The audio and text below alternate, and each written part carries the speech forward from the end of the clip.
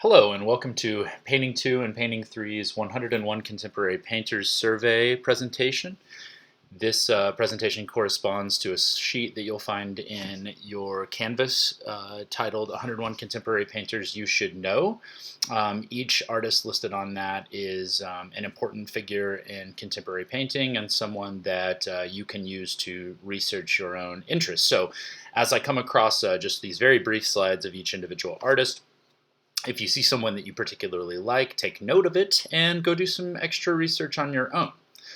The main thrust of this presentation will be to discuss issues surrounding and embedded within contemporary painting as illustrated by these artists that are chosen. We'll start today's discussion in contemporary painting with this image by Philip Guston. And Philip Guston really is a great embodiment of a false dichotomy among painters, and that is whether or not to be an abstract painter or whether or not to be a representational painter. Now, Guston's work early in his career, going all the way back to the 1940s, is exemplified by this image that you're looking at here, which is easily described as an abstract expressionist piece. It's not depicting anything. It has form and great color and an excellent sense of surface and atmosphere, but it's not necessarily of anything. The same can be true of this slide. This is what Guston was well known for, in fact, very famous and successful for. And yet inside that space, Guston kept kind of reaching out and pressing forward. So when he stopped painting in an abstract mode and started working with representational imagery later in his career, with works like this one that have this kind of cartoony feel to them, this like really bold black outlines, but definitely still depicting a still life, objects now on a table, actually things that we can name. This created this huge schism in the art world, particularly in the painting world. Like, he lost friends over this. Like, this was a big deal. And that sounds kind of crazy now because we're so used to artists kind of going back and forth or trying to combine abstraction and representation into the same painting. And I bring it up to you now because I find that many of my students at various times get very hung up on this idea of being an abstract painter or not, and on what their style is or working towards building a style. And I would just like to encourage you to hold off on that at this point in your career, to be open to things changing as you grow as an artist, and to risk dumbness. If Guston hadn't risked dumbness in the studio, we wouldn't have this work, which is very much how he is known now, is by these comic booky, cartoony images that are a lot more self-referential, autobiographical even. We have images of smoking and coffee cups and studio lighting, and they became political, some images of Ku Klux Klan members or Richard Nixon. And that was because Guston had other things to talk about other than just surface and light and texture, and he found that through representation, even though he's still a very abstracted painter. So you can really kind of mix these at will, and I think you're going to find through the rest of this slideshow some kind of version of that story. This slide by the German painter Anselm Kiefer is indicative of this idea of representation and abstraction at the same time as well. Kiefer is an artist who grew up in post-World War II Germany and took on the kind of monumental task of investigating German identity and German mythology after World War II, and what being a country that gave birth to Nazism did for the German identity. Now, his work, you call it painting, but it's really made up of a huge number of mixed media items, including this one would have emulsion on the surface and possibly thrown lead. You often see ash or even hay in the surface. The first painting of his that I ever saw was at the Fort Worth Modern in Texas, and there was a huge 12-foot tall sunflower bolted directly to the surface of the piece.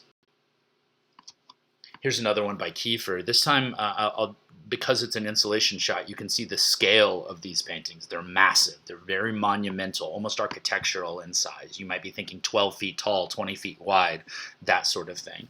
You can also see a little bit of writing down on the bottom left of the image. That's very common in Kiefer's work, where he will put the title or phrase that kind of essentializes the piece on the surface itself. Also, that kind of dusty look across the surface is more than likely ash thrown on to the surface of the painting as it goes. This is a very famous image by one of my very favorite artists. This is the British painter David Hockney. This is a obviously very representational painting of his two friends, nearly painted at life size. These figures are 5.5 feet tall. And we have a lot of kind of Renaissance methods in this piece. A really strong sense of perspective, a use of contre-jour in French, the center light in the middle of the painting, where the light source is within the painting. And yet, I want to draw your attention to the quite abstracted mark making in the carpet that the man is putting his feet into. Here we have basically 3 or 4 different colors in single brush strokes that are used to create this texture that is akin to carpet, but is not the same as like noodling to death and modeling every single hair or fiber of the carpet. You have a very abstracted form placed into a very representational context, and it works as the thing that it is depicting. We see that again in this later work by David Hockney. Now he's painting in plein air. That means outside at the time that he's looking at it. This is a quite big painting as well. You see that there's a split in the middle of the image. That's 2 separate canvases next to one another, each 3 feet by 4 feet tall. So the whole image that we're looking at here is 4 feet tall by 6 feet wide. And the reason that they're on 2 separate images is so that Hockney can set them both up while he's painting outside and then get the basic composition on there and then take one of them away and see around his big canvas.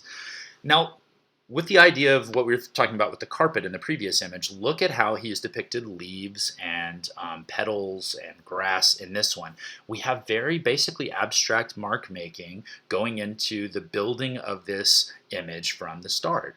And that, I think, is true for most representational painting. As delicate as you want to be with it, at the end of the day, you're pushing liquid goop around, and that's tricky and makes things pretty abstracted. This dichotomy between abstraction and representation really starts to fall apart, is what I hope that you're starting to see. Ewan Uglow is another British painter, another one who grew up after World War II. And Uglow is famous for being this kind of stickler for measuring and distance, and of course an excellent colorist. And you can see that in many of the little hatch marks that you kind of mark across the surface of that figure, like in the ear. He was famous for saying things that were kind of over the top, like, no one has ever looked at you as intensely as I have. And he would often have the same model back for a year or more to work on the same painting so that he could really just study and try and get everything just so.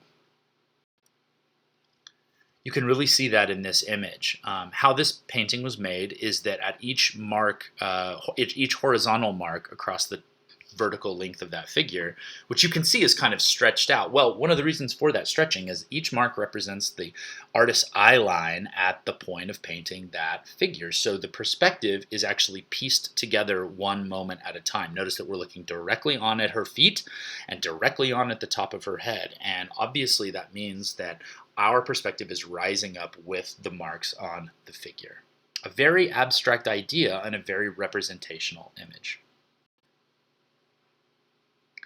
Here's the work of another British painter, famous for kind of, some people have said he saved portrait painting in the 20th century. This is Lucian Freud, the grandson of Sigmund Freud, but grew up in England and a very famous painter. He's painted everyone from the Queen to David Hockney.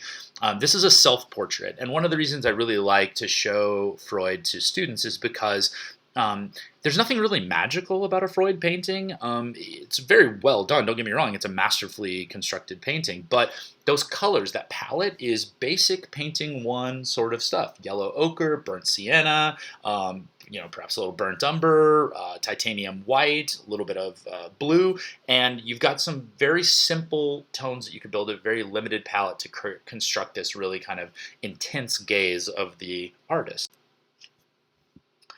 In this second image by Freud, you can see, just like in the first, kind of almost like a trademark of his, where we have this dry layer of paint underneath some of the later layers of paint, and you can see that across her hip and the top of her breast that's on the top of the image. And that is him painting back over the same image multiple times that creates that space in there, that real thick texture. I've spoken about Via Salman's many times in class, and I just point her out again in this context because of her interesting use of still life and photographic imagery. This is a graphite drawing. Here we have another piece by Via Salman's, this one a spider web etched back into the surface of the painting. We really take a turn when we look at the work of Julie Moretti. This is an image that I think at first glance one would say is absolutely abstract. And yet if you kind of peer much closer at that image, you're going to see this rather intricate architectural modeling detail on the first layer, the first drawing of the surface. There is a building or buildings inside of there. And then all of these abstracted, almost comic booky, explosive mark making is stacked up on top of the surface. That contrasts with this idea of representation versus abstraction. It's also almost like this architectural rendering exploded in front of our very eyes. Contrasting that even more is what the surface of the painting, which is obviously pretty impossible to tell in a slide, but if you see one of these in person, they're almost mechanically created. They're so smooth. They're like, it's like a sprayed on resin in a spray booth, and that creates this surface that's almost sealed, like it's been robotically created. So you have these multiple layers of mark making and visual language going from architectural blueprint to abstraction, gestural abstraction and comic book mark making to almost like without the presence of the artist's hand in the robotic quality of the surface. Here's another one by Julie Moretti where you can see some of the similar things that we were talking about. Again, I'll draw your attention to that first layer that's very nameable. Boxes, lines, things that we can tell. The work of Monique Prieto is blobs. We could call them blobs or shapes, but we can also start to name them as almost like figures. The way that they stand on the bottom edge of the painting, the way that that space seems to indicate air, the beige color behind it, and the way that light could travel through that space, all kind of creates an interesting scenario wherein we're looking at, again, abstract shapes, but almost in a context that we completely understand. It's really different in this newer painting by Monique Prieto, where she's kind of stopped being so particular with her applications of paint. There's a much looser feel to this. There's now this almost trademarked, bizarre block lettering that she started using, and then also real reference marks in there, sky and sea in the far left. Neo Rau is a German painter from Leipzig in the former East Germany, and he is the most famous and kind of patriarch of a movement known as the New Leipzig School. You'll see some of other artists from that school later on in this presentation, but what we see in Rau's work is an interesting use of space, but also now we have these figures which are very beholden to social realism. This would have been the kinds of figures that Rau would have grown up with under a communist party rule. And he kind of replaces those nostalgic figures from his childhood into these very bizarre, surrealistic, made-up environments. He also creates something that I've always found very interesting, where it's almost like a graffiti mark making onto the surface of the paintings. You can see that in the pink and blue marks on the far right-hand side of the image. He typically works really large. You can see that in this piece, which is probably about 9 feet by 15 feet in scale. So we have, clearly identifiable figures, but also a real breakdown in the logic of the space of the painting. And one thing that I've always really admired about Rao's work is his kind of willingness to paint any damn thing he wants. So we have figures, we have swords, we have cutouts, we have kind of graffiti again, we have different scales of people that sometimes make sense and sometimes don't. We have inside, we have outside, even these little dragon heads that are on the edges of that roof line, the blue roof line at the top of the piece.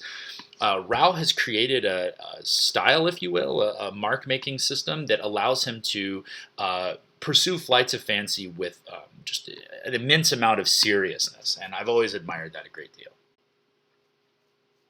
This is a piece by Peter Doig. Now, Doig was originally born in Scotland, in Edinburgh, but he's also lived in Canada and also Trinidad and Tobago, where he now lives. And that kind of internationality is you can kind of feel it in some of Doig's work because it bounces all over. Now, this one we might say feels particularly Canadian. We're peering down at this very modernist house through these trees, but I want to draw your attention to the methods that he's using to work on the surface. We have lots of different thick and thin, a very variated surface. The white lines are almost kind of dabbed on in like an impasto technique where they're very thick on the surface, and then everything else is kind of falls back behind that, and that's also very deliberate. This is a great image by Doig, and he's showing us in this the incredible power that happens when you take an expectation and subvert it through a simple change in color. So right in the middle of the image, you see this outline of a snowboarder grabbing his board, one hand in the air. It's a really stupid, hokey image, something that I think I would scoff at a lot of the time. But by just flattening that out, making it so yellow that it almost blends in with the background, it almost becomes this like magical moment where the glow of the sky kind of makes it hard to see this figure. And then, of course, the red trees kind of further that idea that what we're seeing is not exactly what we should have expected. And that challenging point inside there becomes very interesting. And it's a simple thing to remember in your own work. You can do a lot by changing expectations of color. Shazia Sikandar is Pakistani, but has worked in America and Europe as well. And she was trained in a very traditional art of making miniatures. Persian miniatures especially are famous in the art historical world as being some of the figurative art inside of Islamic art. And her work, contemporary, made these days, tends to deal with power, ideas of femininity, feminism, Muslim identity, and kind of pushing back against stereotypes. Here's another one by Sikandar. We see kind of what may be a self-portrait there in the middle. Also these very traditional figures in the four corners of the piece. But then also notice the motif of the bomber plane or the fighter jet. We see one at the very top, and then also there's this kind of mandala in the bottom right of fighter jets all pointing towards the center. So she pulls in kind of ancient methods with very modern day methods working back on top of each other, and is very unafraid to kind of mix all of those into one single image. Saul is an artist who is based out of Chicago, and I've always loved his mostly abstract paintings. He's really fearless when it comes to the way that he kind of edits through addition by painting out other things from underneath the painting. He creates entirely new spaces, entirely new expectations on top of the surface of the work. You can really see that here where that kind of baby blue appears in the way that we view the image to be the background, but if you look closely, it's actually dripping over the top of the black, so it's one of the later moves added to the painting, and obviously totally changes the way that we see the rest of the work. Something similar is happening in the black square, smack in the middle of the image, where all the kind of jumble of additive mark making in the middle of the piece suddenly becomes foregrounded by this insertion of this black plane into that spot. Tama Apps is German-born but lives in England, is a Turner Prize winner from London, and makes these very modestly sized, think like 16 by 20 inch high, but gorgeous and really difficult to figure out abstract paintings. I have a wonderful monograph of her work, and I've spent tons of times looking at the surface and just trying to figure out how the hell did this thing get made. Here's another one by Tama Apps, and you can see some of the things in this that are common in her work, including the previous slide. You see taped edges, you see blends that are maybe done by hand, maybe done with a spray gun. You see a willingness to work back across the surface. Notice that they're kind of like Eric Saul before her. She's painting out certain things. Like you can see this ridge of paint at the very top of the image that is clearly like a formerly taped line that she's then painted out as she changed the composition as she worked. So working and reworking the image until it suits her best interests. Dexter Dodd, another British painter, who this time who makes paintings of famous places he's never been. This is a great idea. So he begins by researching a place he's never been and a site, and then building a collage of that, and then paints from the collage, but maintains the look of the collage in his painting. So in this case, this is called Kurt Cobain's Greenhouse. So we have Cobain's guitar and skateboard and backpack, and then of course the Seattle skyline off in the distance. And but one of the things I really love about this is it gives Dahlwood the ability to use a ton of different painted languages inside the same image. So notice the floor, which at first glance really looks like concrete, is actually like splatter paint, almost like Jackson Pollock throwing those 3 different tones of color down on the ground to make this pattern that kind of feels like concrete. A second image by Dexter Dodd, this one called Camp David. We have the helicopter that indicates that this is the presidential retreat, Camp David. But then also this bizarre lampshade in the foreground that actually looks like a wooden table in incorrect perspective. And I love the way that that immediately draws your attention to the flatness of the painting. It's a flat image. And then once again, we have a very subtle and kind of intricate use of various painted languages in the pool. We have splatter paint in the bright spot, and then kind of like a squeegee pull of blend in the shaded spot. Danish Utz has been one of my favorite painters since I was in grad school. This piece of hers from the early 2000s is called Men's Retreats, and I think it really is indicative of her great sense of humor in her work. We have this almost Renaissance structure of figures kind of combined with each other and the way they stack into space on top of each other. But we also have really funny references that she's kind of making fun of this idea. There's like Bill Gates is, painting Ted Turner's face there, and some other rich guy is doing a trust fall, and they're walking across hot coals. Also notice that maybe like Dick Cheney is hovering there in the background with antlers attached to his head with a necktie. They're giving each other naked piggyback rides in the very back. It's just a really funny painting, poking fun at the idea of kind of masculinity and these hippie practices of kind of reinstigating that. It's really funny. It's a great painting. Another one by Danish Utz, and in this one you can really see her interest in Cubism and Futurism and a lot of the early 20th century abstract movements. But what really draws me to this piece is more recent piece that's in the shower is I love the sudden intrusion of this almost realistic modeling on the shower curtain rings. The way that kind of creates this gleam of metallic metal and how different that is from the rest of the flattened image.